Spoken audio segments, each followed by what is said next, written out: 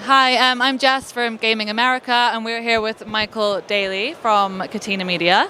I'm just going to jump right in and ask you a couple questions, if that's okay. So firstly, reflecting on last year, what were Catena Media's highlights of 2023? Well, we haven't yet reported on Q4, which is next week, so I'll talk through what we've set up through our Q3 earnings.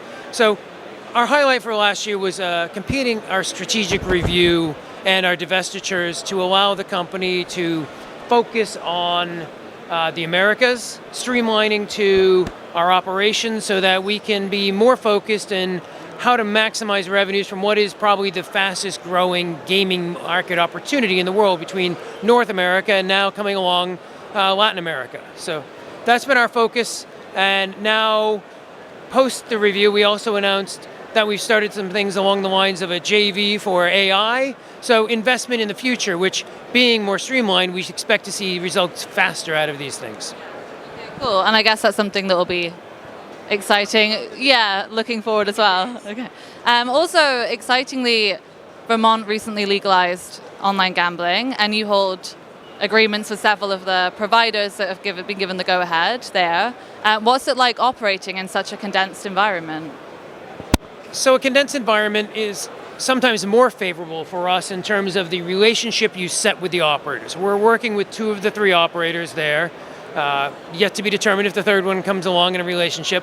But Vermont is a very small state, but your goal becomes with a fewer number of operators to maximize the value of the return of the players you're giving to the operators. So you can give value of quality over quantity.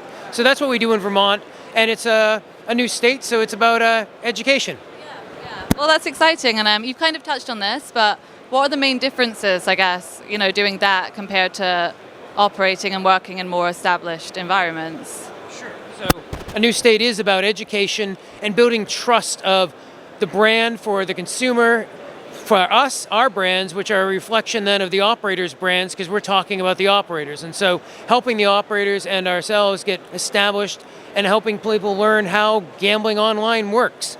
In an established state like New Jersey, it's really about efficiencies and using technology to potentially carve out your niche as an affiliate. What can you deliver that other affiliates might not? How can you serve a market that every next player becomes that much harder to find?